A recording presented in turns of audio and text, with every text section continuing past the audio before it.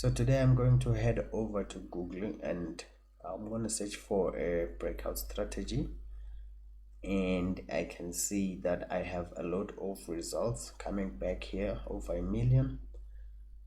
Well, that can only mean I'm going to be a millionaire, right? If I get that strategy, it's gonna be really good. So there's a consolidation breakout strategy that I found here.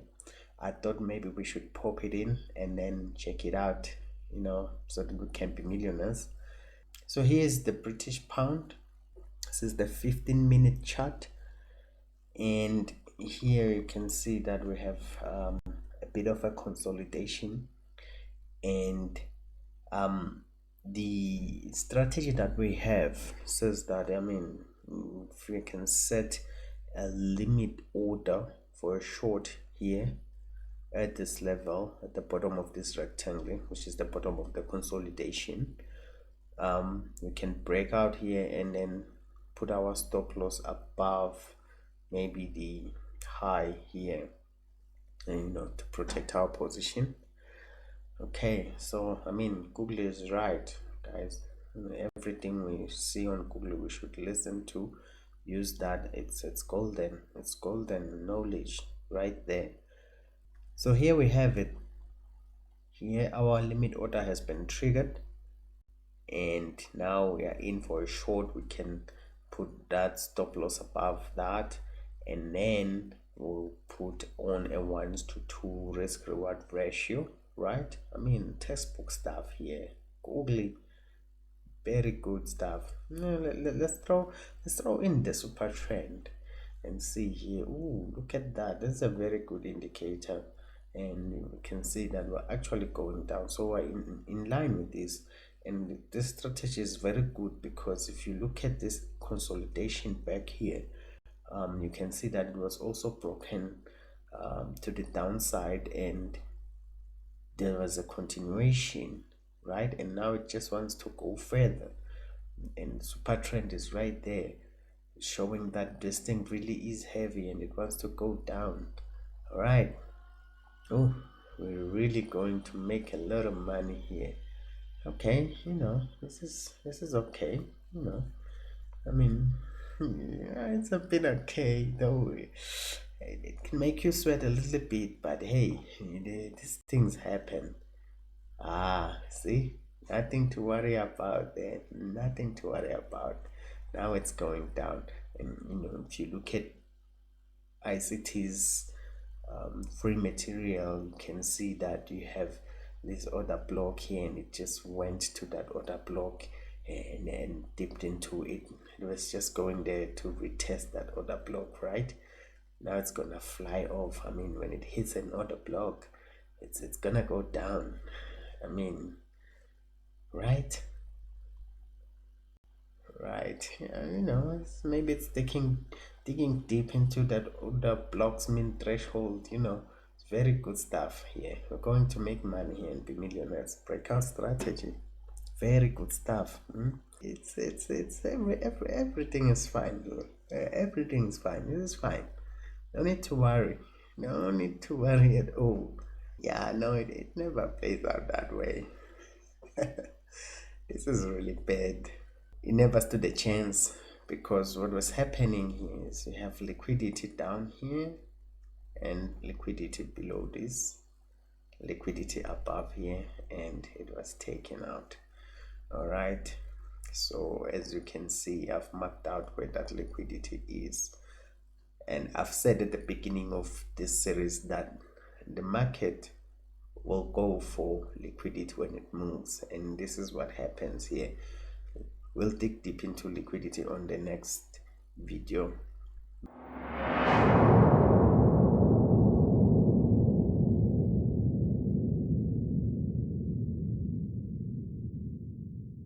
Hello and welcome to FX Acrobatics. I am the Acrobat, and today we'll be looking at market profiles. This is the second video of the institutional market structure series. There are going to be 10 videos in this series, and trust me, you have to watch all of them. I know some of these things you already know, but I just want to make sure that I cover them so that when I reference them, I don't point you out of the channel. You can just find the material from here. All right, so but it's important, you never know, you might learn something new, as we learn every day. So please be patient.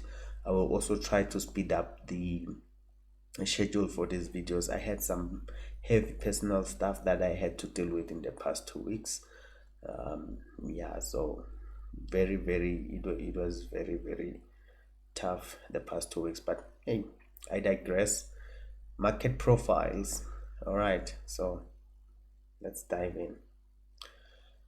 Now, the market at any point in time is doing one of these four things. The market is consolidating, or it is in a retracement, or it is expanding, which is an expansion, or it is undergoing a reversal. Now, every move starts from a consolidation to an expansion.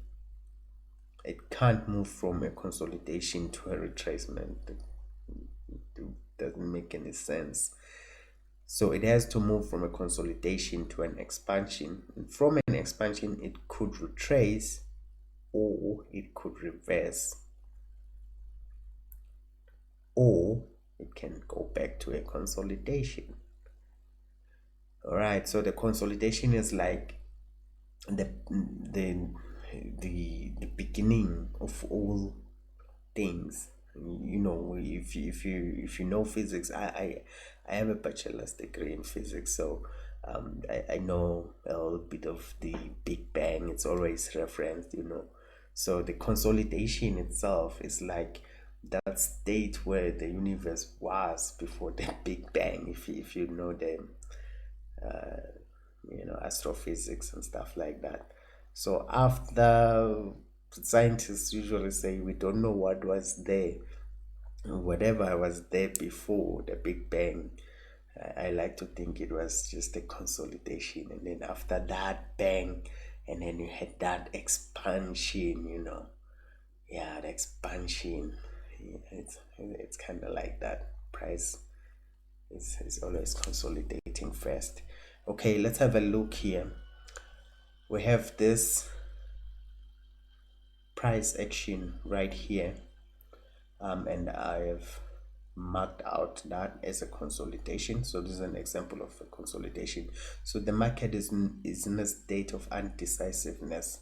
That's what people say, but we know from ICT that that's actually not the case. The market is just here waiting for orders to build up on both sides of the market so that there can be liquidity for whatever the following move is. All right, let me just say maybe at the beginning here you have a couple of people seeing this movement, thinking that okay, the market is going up here, and they stack up some buy stops right there, you know. And some people could be shorting the market, saying, oh, okay, the market maybe has moved above this high, and they feel that this movement is now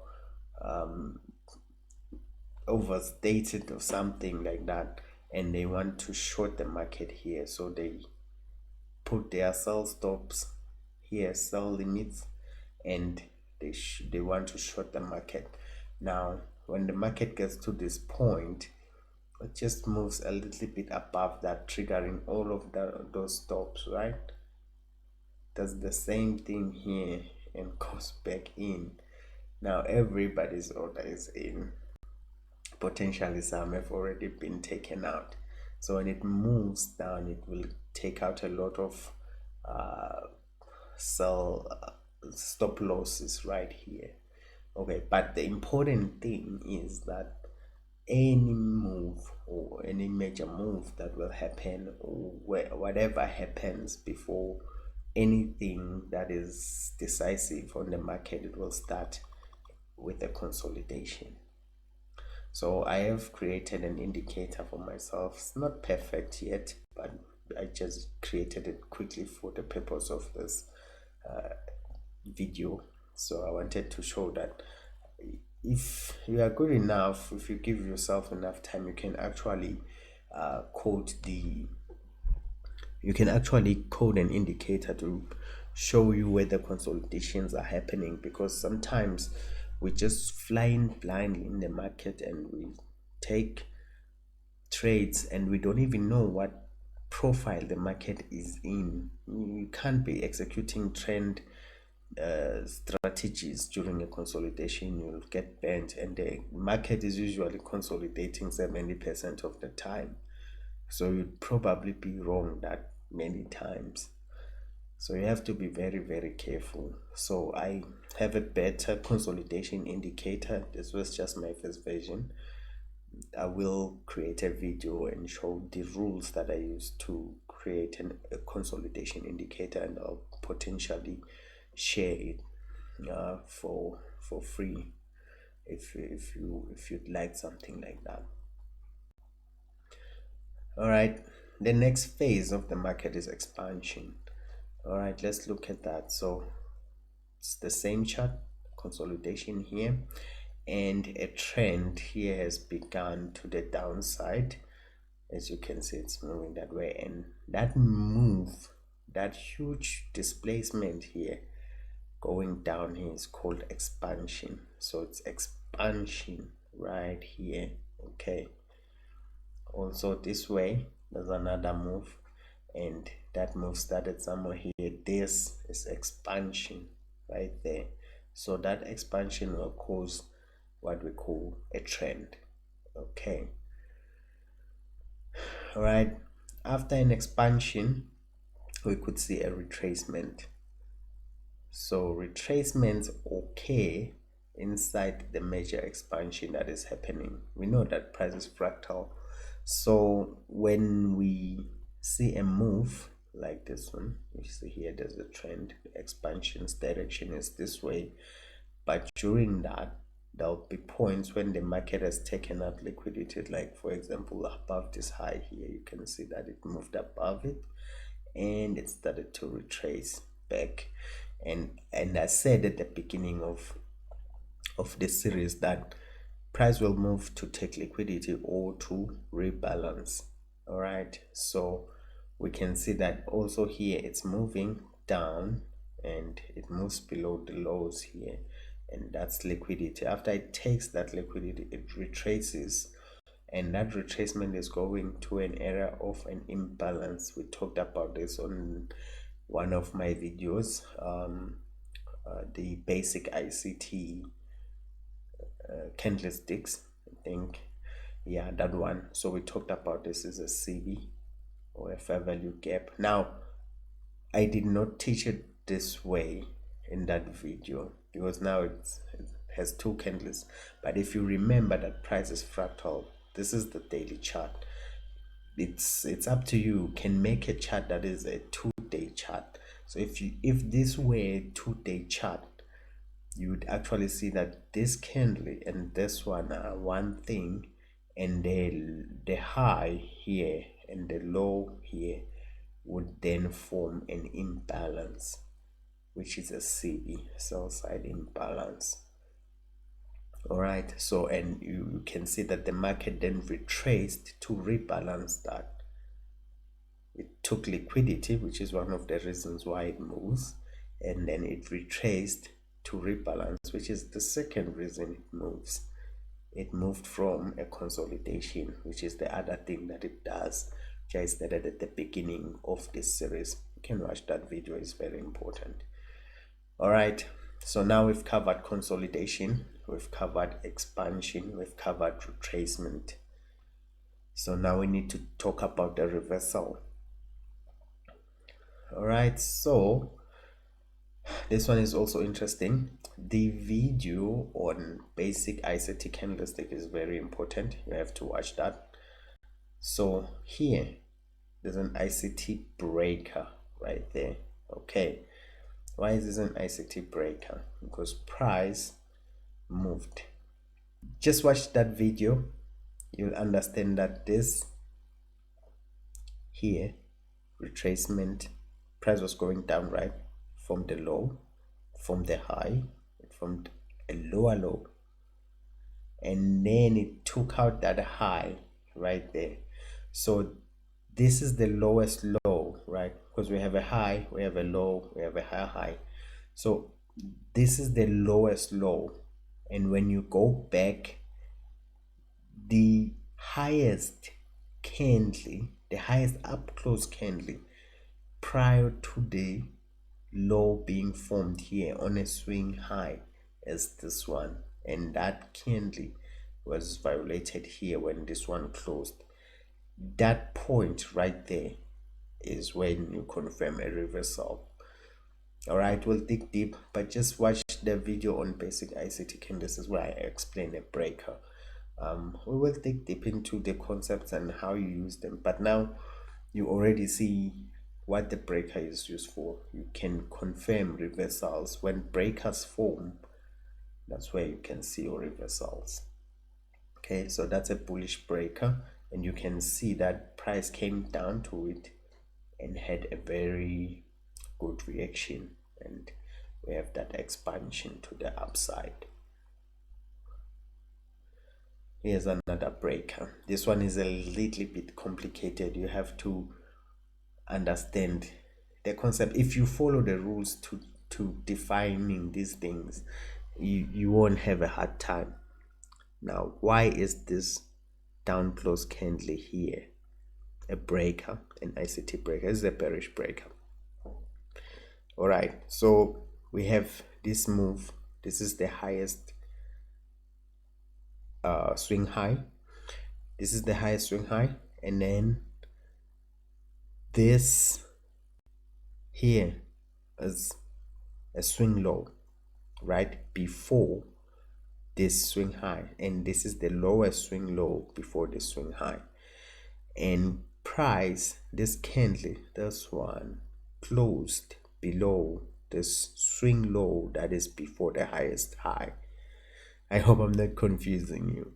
So this candle here, when it closed below this low, and the lowest down close candle before that swing low is your bullish, is your bearish ICT breaker. But we are not here for breakers. All I'm saying is when this candle closed here, that's when you confirm a reversal. So those are the 4 market profiles. The market is not doing anything else at any other time except for those 4 conditions. So whenever you place a trade, you must know the market profile. It's very important. You have to know the market profile, and that's when you begin your way to institutional market structure. All right, so next time we'll be looking at liquidity. We'll talk about old highs and old lows. Until we meet again on the third part, this is the way.